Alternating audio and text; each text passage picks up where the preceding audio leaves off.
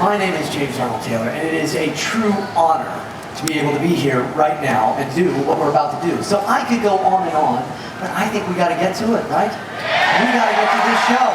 A conversation with Frank Oz. Ladies and gentlemen, before we bring him out, let's look at him in action.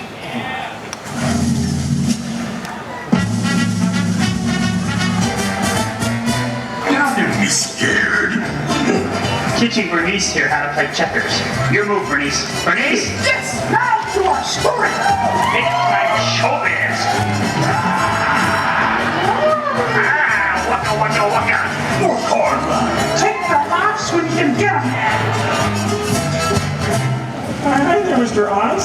Are you by chance in relation to Frank Oz? Let's get that again. No. What? Trying to make a movie, Action. He's never gone! Okay, bye-bye. Thank you.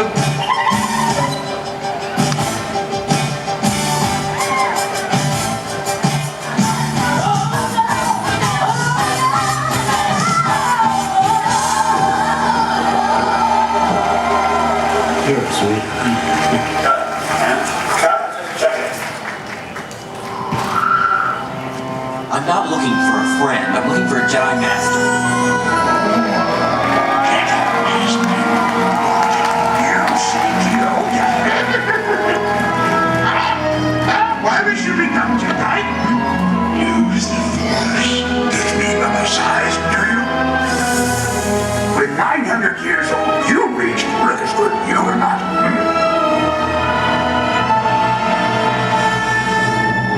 Do or do not. There is no try. You must feel the Force around you. Ladies and gentlemen, Mr. Frank Oz.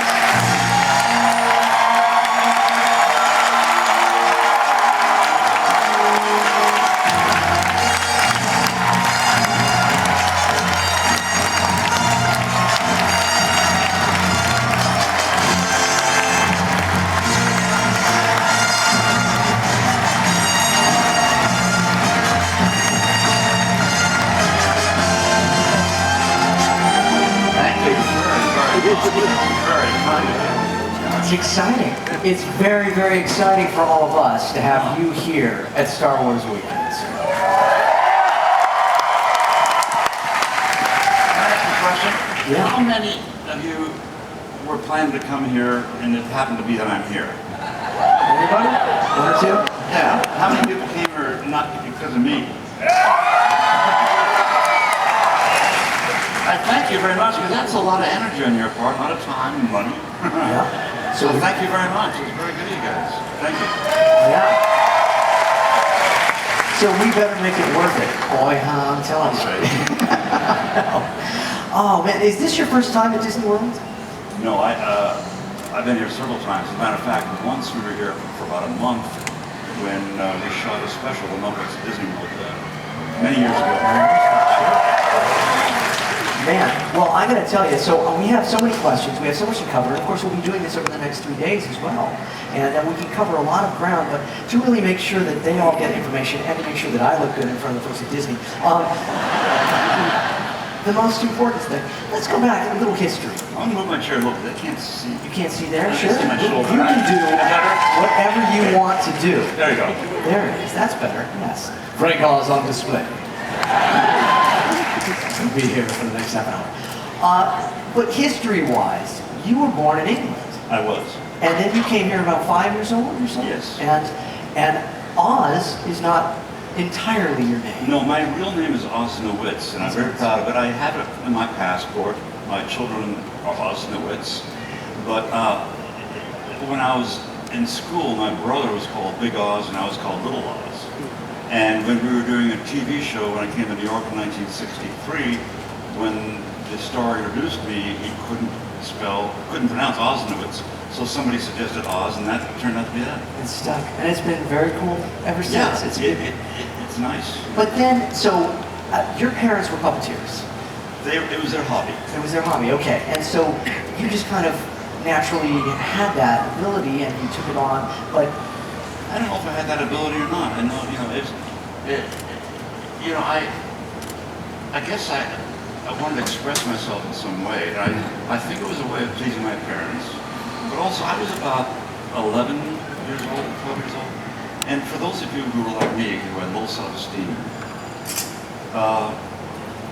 I was too scared to be myself. And what it did, it gave me an avenue to express myself, but with this. And so if people rejected this, they were rejecting me. And so I think this, of course, I didn't realize until much later in life, but I realized that's probably why I did it, because I think a lot of us have, when they're younger, have self-esteem problems, which is a shame, because we're all great. yeah.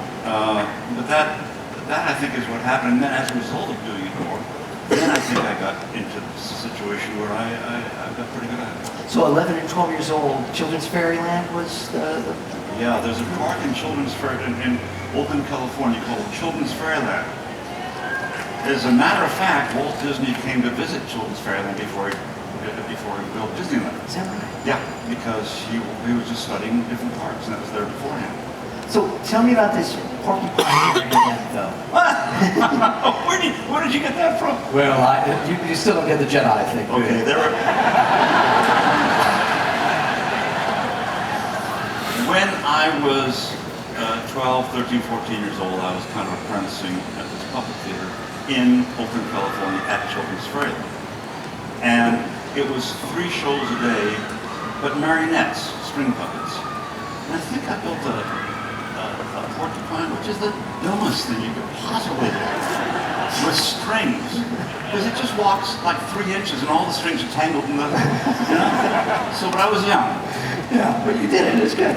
But then at 17, you met a gentleman that really, I think it's fair to say, changed your life. Oh, completely changed my life. Yeah, I was 17, and there were these puppet conferences. I never went to them, but this one had a contest, and when I was there, I won the contest, and so Jim happened to be there. Jim Henson and his wife Jane. And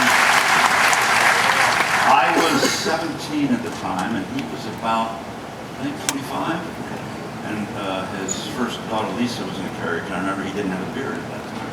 And he came and talked to me afterwards, and then he wanted to hire somebody while he was in Washington, D.C. He had a television show there. But he hired, I was 17, I was still in high school. He hired a dear friend of mine, Jerry Jewell, who became the head writer of the Muppets. He's passed away since. And when I became 19, I actually said to myself, okay, I'm stopping the puppets, I want to be a journalist. And I went to school for about 6 months at Oakland City College. So I wasn't smart enough in math to go to Cal with my friends. And then Jim asked me to come out and try for 6 months with the Muppets, and I stayed with them ever since.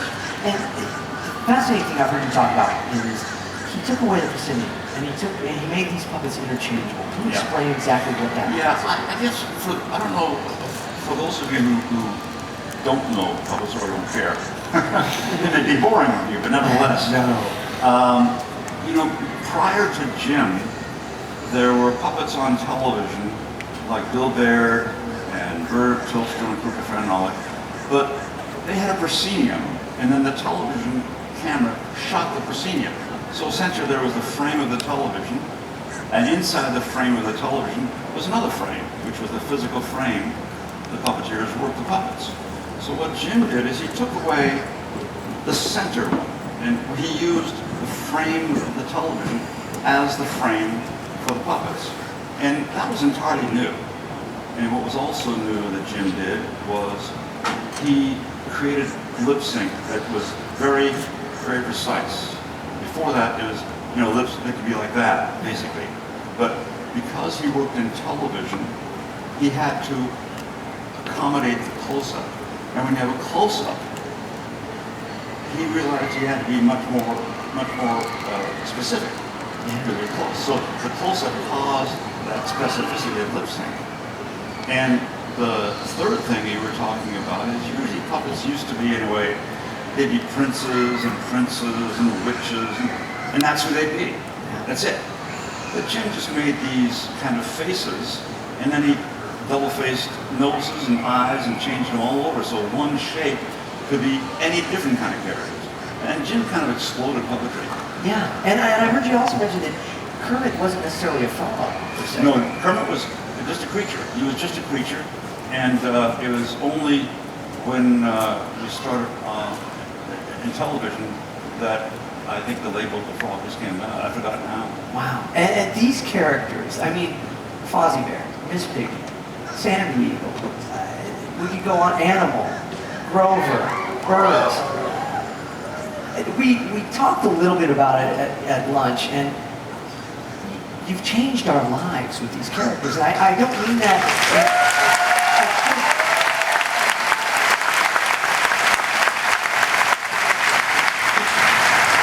Amazing, and I don't know how you as a person that has been a part of all this, that, as you said, it was just a gig. And then all of a sudden it becomes this. Yeah, I was a performer. I was Jim's main performer, and so, you know, I never, you can't think that it's going to happen like this. You just don't. You just put your nose to the grindstone and you work every day, and you work hard and you have a lot of fun. That's when Jim taught me. Jim taught me that you can work like hell, but still have a lot of fun, no matter what you do. So as James said, when Sesame Street, for instance, came out, we did a pilot, you know, and we thought, okay, that was fun. Now, who knew it was going to go on for so long? And you know, I want to say something here about you talking about all my characters, which I'm proud of. But you know, I'm up here, and I'm getting all the credit here. But no one works in a vacuum, you know? My characters would never be the way they are if I didn't work with my fellow performers' characters. That's when one finds a character, when one plays off another character. If I was just alone, and I would be lost. I couldn't create a character as lasting.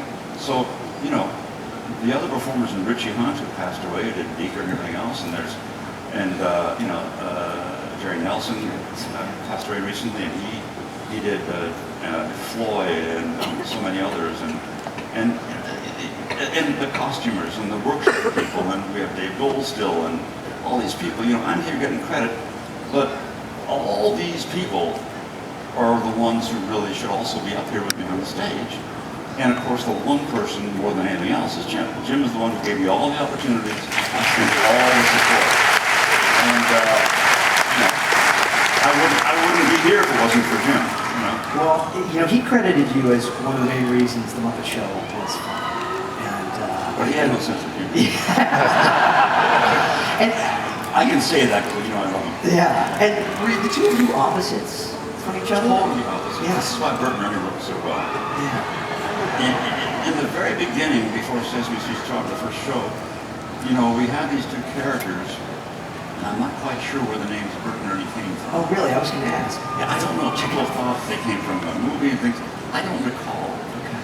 But I know that when you, in the beginning, when you started with a character, you'd work in front of a mirror.